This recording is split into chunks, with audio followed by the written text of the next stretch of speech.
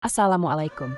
Di desa terpencil bernama Desa Gunung Bulat, Kecamatan Pamijahan, Bogor, hiduplah seorang nenek bernama Masani dan anaknya. Kegiatan Masani sehari-harinya berjualan makanan di perkemahan di puncak Gunung Bulat. Namun hari ini, Masani tidak berjualan dikarenakan ada keponakannya dari kota datang ke rumahnya dengan 4 temannya. Sebenarnya rencana mereka ingin berkemah di puncak Gunung Bulat karena melewati rumah Masani. Jadi mereka mampir dahulu ke rumah bibinya dan menginap 1 hari di rumah Masani.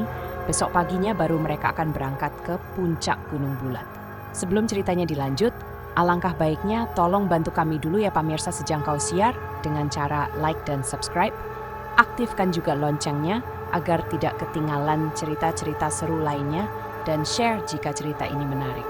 Terima kasih.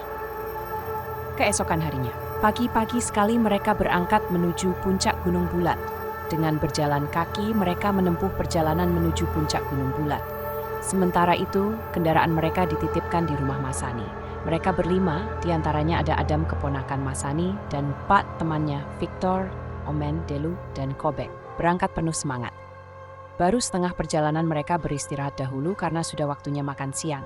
Mereka pun beristirahat di warung pinggir jalan yang mereka temui. Sembari makan siang, mereka pun menikmati indahnya pemandangan dan indahnya gadis-gadis desa. 2 jam beristirahat, mereka pun melanjutkan perjalanan. Karena sudah tak jauh lagi, mereka sampai di tempat tujuan di puncak Gunung Bulat. Jam 3 mereka sampai di tujuan.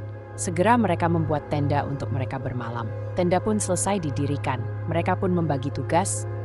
2 orang Adam dan Victor bertugas mencari bahan makanan dan minum di sungai, dengan mancing ikan untuk makan malam mereka. Sementara yang lain mencari kayu bakar untuk masak dan api unggun. Malam pun tiba, mereka berlima berkumpul mengelilingi api unggun. Selain untuk memasak ikan yang tadi mereka tangkap, api unggun pun untuk menghangatkan tubuh mereka. Karena tahu sendirilah, udara di gunung sangat dingin, apalagi malam hari. Mereka pun makan malam dengan lahap walau seadanya, nasi, ikan, dan sayur pakis yang mereka dapatkan juga sewaktu mencari kayu bakar. Entah ada angin apa, tiba-tiba ada seorang wanita cantik menghampiri mereka dan berkata, "Permisi mas, boleh minta tolong nggak?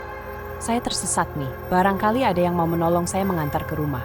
Victor pun langsung sigap, langsung berdiri menghampiri wanita tersebut dan berkata, "Tentu saja Neng, siap kok nganterin Neng."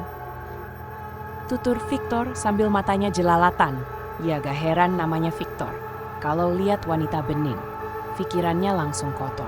Setelah mengobrol lama, dari mana dan harus kemana wanita itu diantar, Victor dan wanita itu pun berangkat meninggalkan 4 temannya di tenda. Tengah jalan wanita tersebut terus menggoda Victor. Victor pun yang notabene berotak mesum. Tentu saja senang digoda seperti itu. Cukup lama mereka jalan.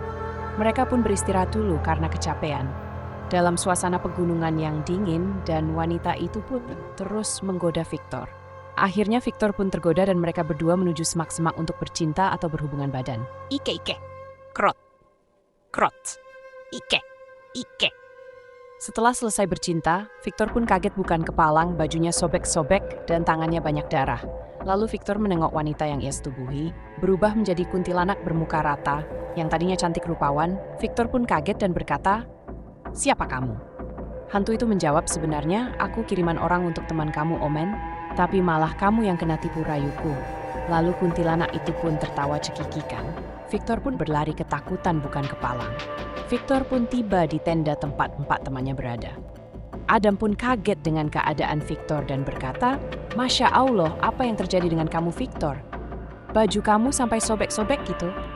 Victor pun menceritakan semuanya dengan tatapan kosong dan ketakutan. Tak lama, Victor pun menangis setelah menceritakan semuanya. Katanya dia akan segera meninggal. Tak menunggu pagi, Adam, Victor, Omen, Delu, dan Kobek segera meninggalkan perkemahan. Tenda yang mereka dirikan pun tidak mereka hiraukan. Mereka tinggal begitu saja. Untungnya tidak terlalu jauh ada pangkalan ojek.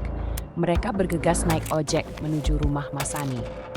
Mereka pun tiba di rumah Masani dan menceritakan apa yang Victor alami tadi.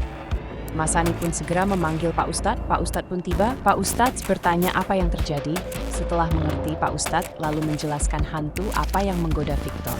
Ternyata kuntilanak jenis kandole yang terkenal dari Sulawesi Tenggara. Dan segera membaca doa dan memberi Victor air minum yang sudah dibacakan doa. Tak lama Victor pun mengeluarkan suara ngorok 3 kali seperti itu. Dan innalillahi, Victor pun menghembuskan nafas terakhirnya. Adam segera mengabarkan kabar buruk ini ke keluarganya Victor. Esok pagi, keluarganya Victor datang dengan membawa mobil jenazah. Victor pun dimakam di pemakaman dekat rumahnya. Keempat temannya pun, Adam, Omen, Delu, dan Kobek, ikut memakamkan jasad temannya tersebut dan mendoakannya.